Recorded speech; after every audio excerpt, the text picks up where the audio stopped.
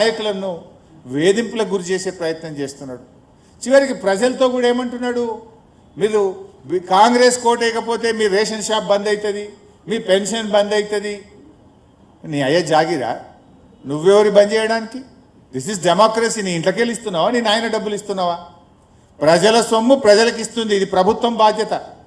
కానీ ఇలా ముఖ్యమంత్రి ఏంటంటే ఓటమి భయం పట్టుకున్నది, చెప్పుకోవడానికి ఏమీ లేదు. అందుకే ఇలా రేవంత్ రెడ్డి బ్లాక్మెయిల్కు పాల్పడతా ఉన్నాడు, ప్రజలను బెదిరించే ప్రయత్నం చేస్తూ ఉన్నాడు. ప్రజాస్వామ్యంలో బెదిరింపులకు తావులేదు, స్కీములు బంద్ చేస్తా అని చెప్పడానికి అవకాశం లేదు. ఇది కేవలం నీ ఓటమి భయంతో, ఫ్రస్ట్రేషన్తో ఇవాళ ముఖ్యమంత్రి గారు బ్లాక్మెయిల్కి పాల్పడతా ఉన్నాడు.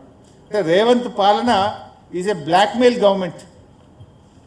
దీన్ని ప్రజలు గమనించాలని చెప్పి కూడా నేను కోరుతా ఉన్నా. ఈ బ్లాక్మెయిలర్కు జూబ్లీస్ ప్రజలు గుణపాఠం చెప్పాలని చెప్పి కూడా నేను ఈ సందర్భంగా కోరుతా ఉన్నా. ఇకపోతే అన్ని అబద్ధాలే, అభివృద్ధి ఆగిపోతుంది అంటున్నారు. నువ్వు కంటోన్మెంట్లో కూడా ఇదే డైలాగ్ కొట్టినావు. కాంగ్రెస్ గెలిస్తే 4,000 కోట్లతో అభివృద్ధి చేస్తా అన్నాడు రేవంత్ రెడ్డి గారు. చాలా విషయాలు చెప్పారు. 6,000 డబుల్ బెడ్రూమ్ ఇల్లు కడతామన్నాడు. నేను రేవంత్ రెడ్డి సవాల్ చేస్తున్నా, ఆ రోజు కంటోన్మెంట్ ఎన్నికల్లో ఇదే హౌసింగ్ మంత్రి పొంగిలేటి గారు వెళ్ళి కాంగ్రెస్ గెలిస్తే 6,000 డబుల్ బెడ్రూమ్ ఇల్లు కడతామన్నారు. ఒక్క ఇల్లు కట్టారా కంటోన్మెంట్లో? ఎక్కడ కట్టారో చూపియండి, మేము రావడానికి సిద్ధంగా ఉన్నాం. కంటోన్మెంట్లో మీరు ఆ రోజు 23 కోట్లతో స్పోర్ట్స్ కాంప్లెక్స్ కడతామన్నారు. ఎక్కడ కట్టారో చెప్పండి, పోదాం చూద్దాం. స్పోర్ట్స్ కాంప్లెక్స్ ఎక్కడ కట్టినరో.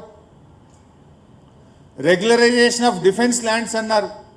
ఒక్కరికన్నా రెగ్యులరైజ్ చేసిండ్రా, పట్టా ఇచ్చిండ్రా? అంటే ఆనాడు అబద్ధాలు చెప్పి ప్రజలను మభ్యపెట్టి మీరు కంటోన్మెంట్లో గెలిచిండ్రు. కంటోన్మెంట్లో ఇవాళ పోయి చూస్తే అన్ని గుంతలు, ఎక్కడ చూసినా పాట్ హోల్స్ ఉన్నాయి. రాత్రిపూట పోతే వెలగని వీధి దీపాలు ఉన్నాయి. ఇంకింత చెడిపోయింది మీరు గెలిచిన తర్వాత. రోడ్లన్నీ గుంతలమయం, రాత్రిపూట వీధి దీపాలు వెలగని పరిస్థితి ఏర్పడ్డది. నువ్వు కంటోన్మెంట్లో ఇచ్చిన ఏ ఒక్క హామీ కూడా అమలు చేయలేదు. ఇలా బీఆర్ఎస్ వచ్చినాకనే అట్లీస్ట్ నిన్ను పరిగెత్తిస్తున్నాం మేము.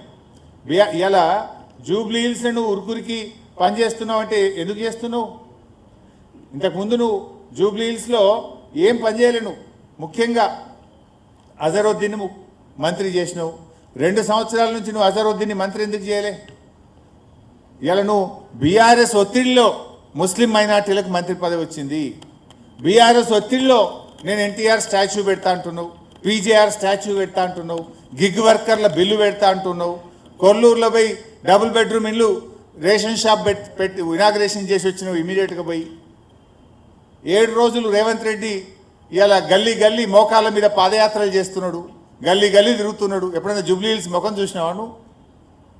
ఇవాళ సినీ కార్మికులను, ఆ రోజు సినిమా యాక్టర్లను జైళ్ళలో పెట్టిన నువ్వు ఇవాళ సినీ కార్మికుల దగ్గరికి పోయి వంగి వంగి దండాలు పెడుతున్నావు.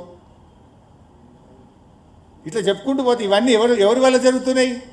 ప్రధాన ప్రతిపక్షంగా బీఆర్ఎస్ ఒత్తిడి వల్ల, బీఆర్ఎస్ గెలుస్తుందనే భయం వల్ల ఇవాళ నీకు ఇవన్నీ జరుగుతూ ఉన్నాయి. 2 సంవత్సరాలు ఇవేవి నీకు ఎందుకు గుర్తుకు రాలే? 2 ఏళ్లలో నువ్వు మైనార్టీలకు ఎందుకు మంత్రి పదవి ఇవ్వలే? ఎన్టీఆర్ స్టాచ్యూ బీఆర్ఎస్ ఎన్నో పెట్టింది. 70 అడుగుల ఎన్టీఆర్ స్టాచ్యూను ఖమ్మంలో పెట్టాం. కూకట్